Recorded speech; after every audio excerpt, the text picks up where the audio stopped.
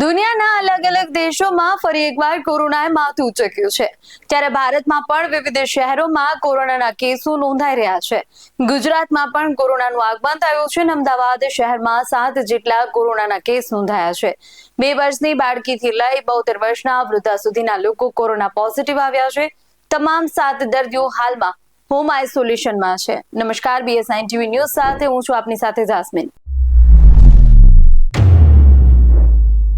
અમદાવાદ શહેરમાં જે 7 positive case નોંધાયા છે તેમાં વટવાના 15 વર્ષીય કિશોર, નારોલના 28 વર્ષીય યુવક, દાણી લીમડાના 72 વર્ષીય વૃદ્ધા, બહેરામપુરના 30 વર્ષીય યુવક, ગોતાની 2 વર્ષીય બાળકી, નવરંગપુરામાં 54 વર્ષીય આધેડ અને બોપલના 15 વર્ષીય કિશોરનો સમાવેશ થાય છે. હાલ તમામને હોમ આઇસોલેશનમાં રાખવામાં આવ્યા છે.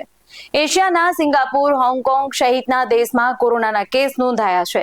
ભારતમાં પણ મુંબઈમાં 50 થી વધુ કેસો સામે આવ્યા છે.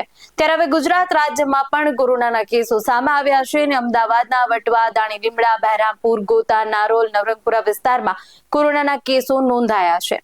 મણિનગરની લેબોરેટરીમાં હોસ્પિટલમાં 4 દર્દીઓ અને બાકીના 3 દર્દીઓને ખાનગી લેબોરેટરીમાં ટેસ્ટ કરાવ્યો હતો. દર્દીઓમાં કોઈ નવો વેરિયન્ટ હાલમાં તો જોવા મળ્યો નથી. જો કે આ સમગ્ર કોરોનાના કેસો ઉપર હવે અમદાવાદ મ્યુનિસિપલ કોર્પોરેશનના આરોગ્ય વિભાગ અને રાજ્યના આરોગ્ય વિભાગની નજર છે. ત્યારે કોરોનાની કુલ 3 લહેરમાં ભારતમાં અત્યાર સુધીમાં 5 લાખથી વધુ લોકોના મોતના આંકડાઓ પણ સામે આવ્યા હતા. ત્યારે આંકડાઓ પર નજર કરીએ તો આરોગ્ય અને પરિવાર કલ્યાણ મંત્રાલયના જણાવ્યા અનુસાર ભારતમાં કોરોનાને કારણે 5 લાખથી વધુ લોકોના મોત થયા છે.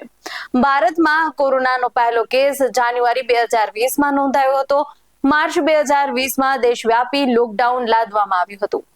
ભારતમાં કોરોનાની પહેલી લહેર જાન્યુઆરી 2020 થી ફેબ્રુઆરી 2021 સુધી ચાલી.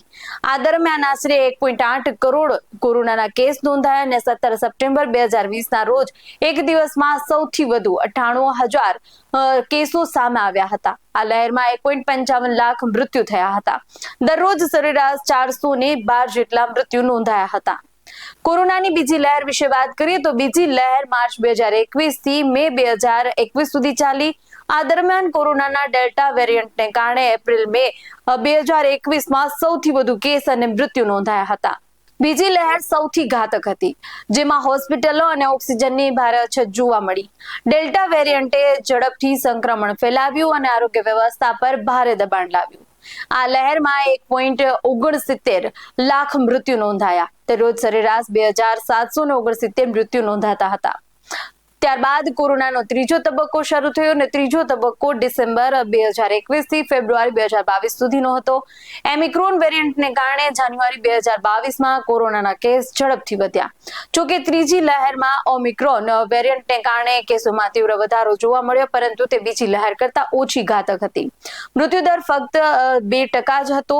આ લહેરમાં 10,465 લોકોના મોત થયા હતા. લગભગ 50.5 લાખ નવા કેસ નોંધાયા હતા. ત્યારે ફરી એકવાર કોરોનાના કેસો સામે આવતા ચિંતા વધી છે. ત્યારે ગુજરાત સહિત સમગ્ર દેશમાં કોરોનાએ દસ્તક આપી છે, જેથી કોરોના સામે ડરવાની નહીં પણ સાવચેતી રાખવાની જરૂર છે. આવા જ વધુ અહેવાલો સાથે મળતા રહેશું. તમે અમારી YouTube ચેનલને સબસ્ક્રાઇબ કરવાનું, અમને Facebook અને Instagram પર ફોલો કરવાનું ભૂલશો નહીં. બાકી આવા જ અહેવાલો સાથે મળતા રહેશું. જોતા રહો BS9 TV ન્યૂઝ. નમસ્કાર.